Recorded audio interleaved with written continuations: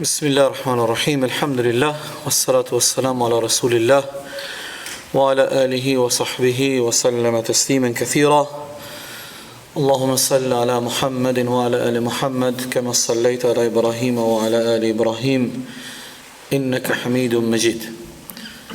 Pas falëndrimeve, hamdit dhe lavdis ndaj Allahut fuqi plot, salateve dhe salateve ndaj të dashurit ton Muhammedit sallallahu alaihi wasallam. Të dashur vëllezër, assalamu alaikum wa rahmatullahi wa barakatuh.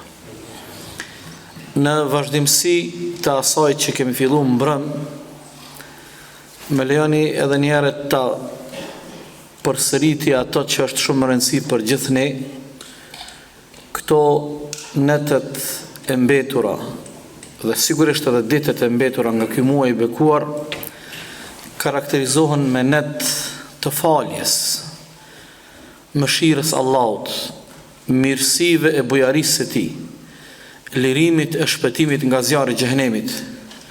Prandaj maksimalisht duhet të mobilizohemi, duhet të jemi shumë serioz, të vendosur e të përkushtuar në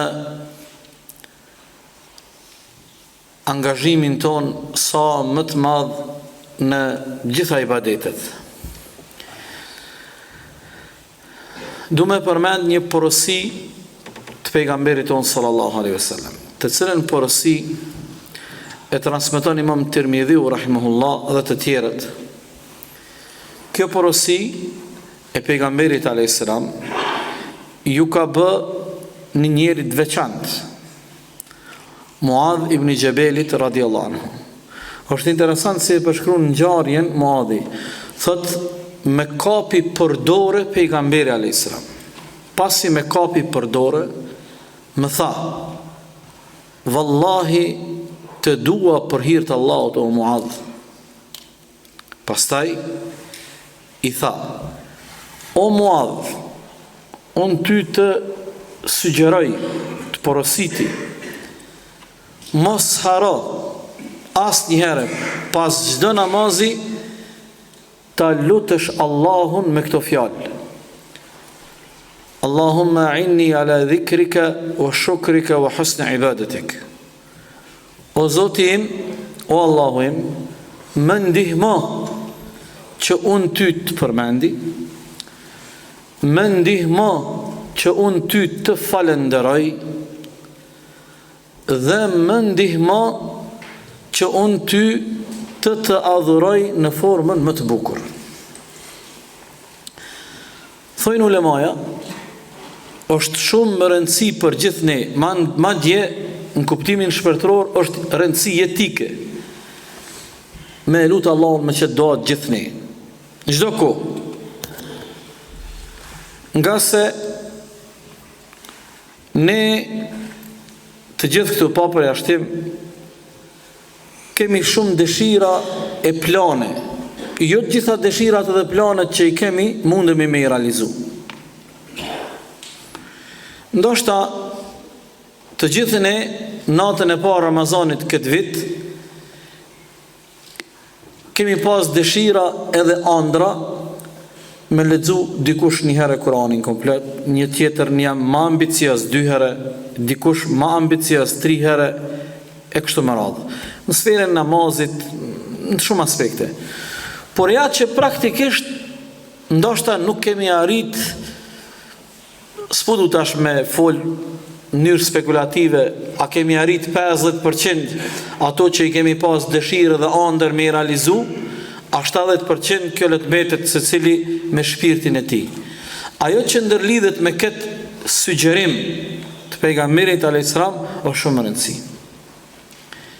Ne nuk mundemi as një hap me e bo drejt afrimit tek Allahu pa na ndihmu Allahu dhul xhelal, pa na frymzu, pa na jep sukses, pa na jep gatishmërinë edhe vendosshmërinë. Kjo lutje duhet me qenë një prej top lutjeve tona ditore. Top lutje. Në asnjë moment nuk guxojmë me elon anash. Shiqo, Nëse veç e bëjmë një analizë të shpejt, vetë fakti që pejgamberi ja kanë gjitë për dorë Muadhit, kjo tregon, ky veprim tregon që duhet të ketë kujdes edhe vëmendje të shtume. Tash dikush kur don me bo situatën serioze, e bën një farë lloj veprimi. Për shembull, na kemi pa kur flasim me një mik, me një familjar, lebre çat telefon njëre, le çat telefon se po duam të fol diçka seriozisht.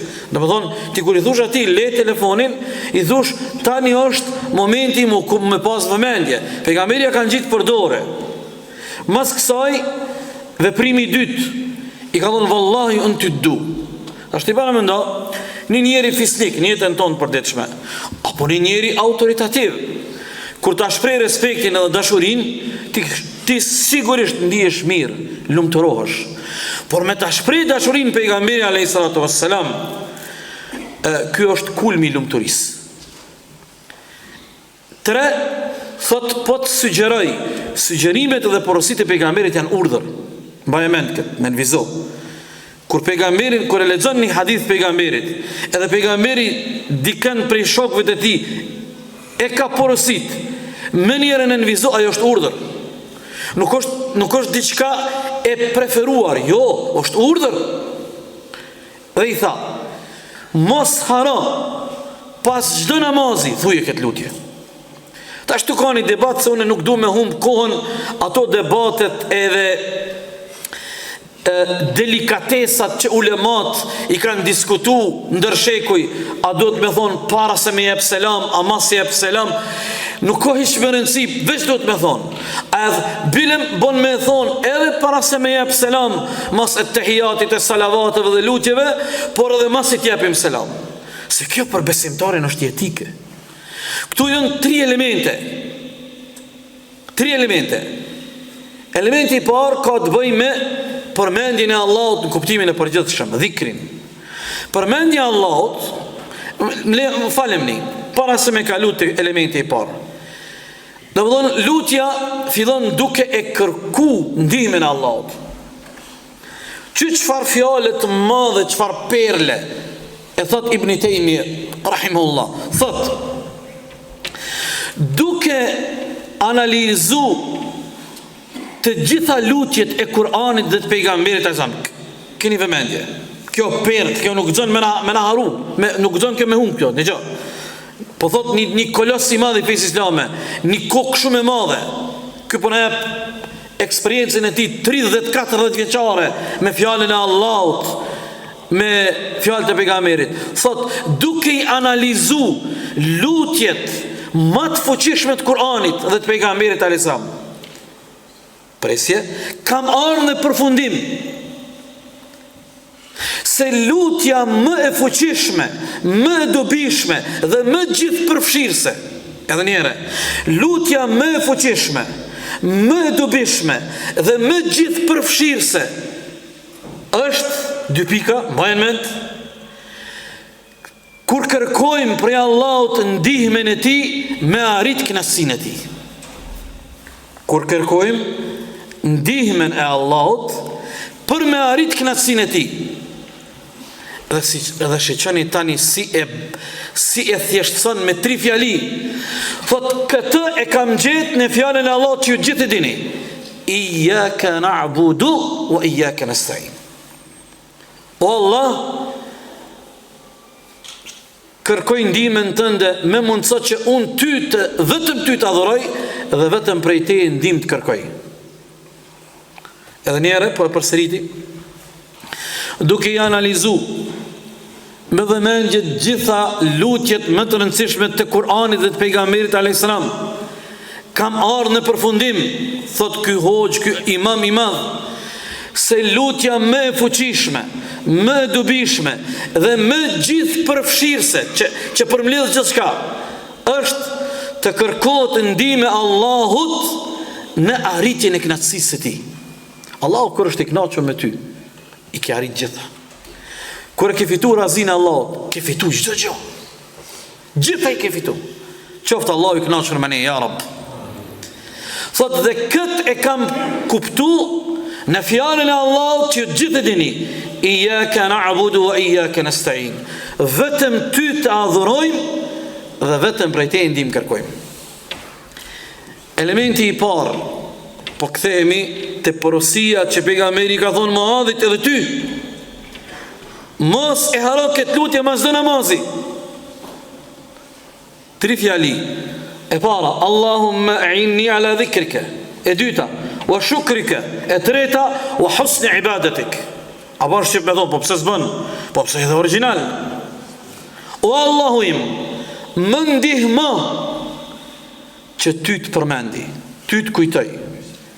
Më ndihmo që ty të falenderoj. Më ndihmo që të adhuroj në formën më të bukur. Elementi i parë, përmendja Allahut. Përmendja Allahut në kuptimin më të përgjithshëm. Nën kupton nga leximi i Kur'anit, e përmendja Allahut, e lutjet ndaj tij, e madhrimi, falënderimi, lartësimi e kështu me radhë. Na kemi kriza individuale, familjare dhe shoqërore në raport me përmendjen e Allahut. Kemi kriza serioze. Kjo krizë serioze na prek si individ, na prek si familje, brenda një familjes ku përmendet e kujtohet, e lartësohet, e madhrohet Allah, brenda asaj familje ka qetësi. Brenda ambientin të një familje ku nuk kujtohet, e nuk përmendet, e nuk lartësohet, e nuk madhrohet Allah, aty ka vetëm zhurmë e çka do tjetër jo. Se përmendja e Allahut dhe madhrimi i Allahut ngërthen dhe sjell në vetvete qetësi dhe relaks. A e keni pas sa të frustum jemi sot ne vëllezër? Nuk po flas detyrimisht për ju. A e keni pa çfarë frustracioni e kemi ne sot? Në shembull, del komunikacion. O sa njeri e shan tjetrin me none e kështu e ashtu, Allahu na ruaj. Domthon, njerëz të frustruar, njerëz të ngarkum, me tension, me urrëtie, me zili, me armiqësi, pa durim, pa tolerancë, pa përmbajtje. Sigurisht se më ardh deri te çka situatë, kjo i ka shkaqet e veta. Por përmendja e Allahut do dhëron qetësi. O shukrik, o Allah më ndihmo të falenderoj dhe të kem mirënjohje. Krejt feja Allahut ndërtohet mbi këto dy shtylla. Krejt feja Allahut mbi përmendjen e Allahut dhe falenderimin e Allahut. Edhe njëherë kuptoj këto shumë me rëndësi. Mos haro rregulla e dytë. Krejt feja e Allahut fuqi plot përmbledhet, ndërtohet mbi këto dy shtylla. Shtylla e parë, përmendja e Allahut, shtylla e dytë, falënderimi te Allahut. Qysh i bjen kjo praktikisht? Hajde ta zbërthejmë këtë formulë, ta zbërthejmë praktik. Shtylla e parë, përmendja e Allahut.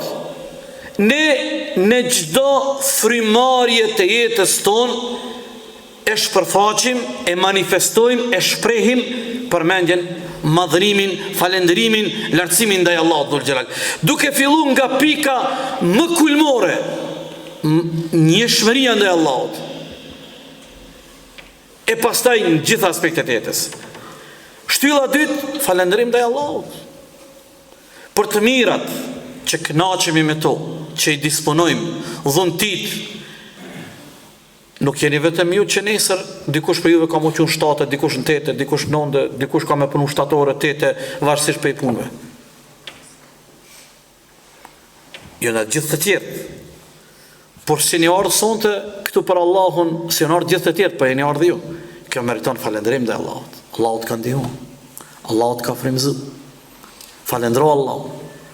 Allahun falendro se ti nuk je i privum në sonte ke natë bekume. Tjerë të jenë të privum. Sështë qështja jonë, a kanë arsye, a s'kanë arsye, kjo sështë qështja jonë. Na po flasim, mejdani është i hapun. Stina ka fillu, sezona ka fillu, i ka përvil durt, ai që i ka përvil, punon, lodhet, në fundë me shpërblimin, ai tjetër i flen, me dur thot, e thjeshtë kjo punë, shumë është e thjeshtë. Dhe elementi i tretë, se erdhë koha, o Allah më ndihmo, që të adhuroj, që nuk ka thonë o Allah, Nuk i ka thonë, lutë Allah, o Allah, më ndihmo që të adhuroj. Ja. O Allah, më ndihmo që të adhuroj në formën më të bukur. Çish ka thotë pejgamberi sa? Allahu është i bukur dhe e pranon vetëm të bukurën. Allahu është i mirë, e pranon vetëm të mirën. Jo me bo çfarë do namazi. Ja. Namaz me përkushtim, me dashuri, me bukuri, me elegancë. E kam përmend që në xhami, në shok i pejgamberit asa me ka pas emrin Temim ad-Dari. E ka ble një farë palte, një gjybë, një palto, 1.000 dinar. 1 dinar, do të thonë 1.000 dinar, tash po kthehem pak në botën e biznesit, ekonomisë. 1 dinar në kohën e sahabeve, dinari ka qenë 3.5 gram ari. Dikush kush e din shpejt matematikën sa i bjen? 1.000 dinar? Sa? 3.500 çka? Grama, po. Apo bjen 3 kg me gjysë, po. E tash llogaritë domethënë. A? 1 dinar. Po, e 1.000 dinar, që sa bibin? A dini çata kur e ka vesh? Kur o dalë në xhami me fal namazin e natës, e ka vesh çato. E ka ble për namaz. Po dhe se na, kur blem, prap kërkoj falje, se kom, po kjo trendi, na blem tesha me marka, firmato, edhe me dal, ka pak, me shku që aty dej në kafeteri, me pi një kafe, me dal me bo një gjiro, e ki ble kerin e ria, ja. 1.000 dinar, se di sa, po ko gja shumë pare, me dal para Allahu dhul gjelal. Dhe thonë, o Allah, më ndihma, që të adhurojmë formën më të bukur. Aisha radiallahu anha, nana jonë, kur ka jep sadaka, i ka la dinart. Dinari edhe dirhemi në kun metal. I ka la, e i thot, ka thonë, po du me jep sadaka, po du me jep në formën më të përsosur. Po sadak, po i ka la. Do thonë, jo me adhuru Allahun, po me adhuru Allahun në formën më të bukur. Me zemër, me loçk, me lezet, me vullnet, me dëshirë, me plot elan. Prandaj po e mbyllim, se ju mora 2 minuta, mos harroni këtë lutje që pejgamberi na ka sugjeru, e në vazhdimsi bëni pandërprej tërkohën se kena nevojë Allahu më na ndihmu edhe këto ditë të mbetura me u angazhu. Allahumma a'inni ala dhikrika wa shukrika wa husni ibadatik. O Allah, më ndihmo që ty të kujtoj të përmendi, të falenderoj dhe më ndihmo të adhuroj në formën më të bukur. Allahu na dhash bereqete e suksese. Wallahu ta'ala alam.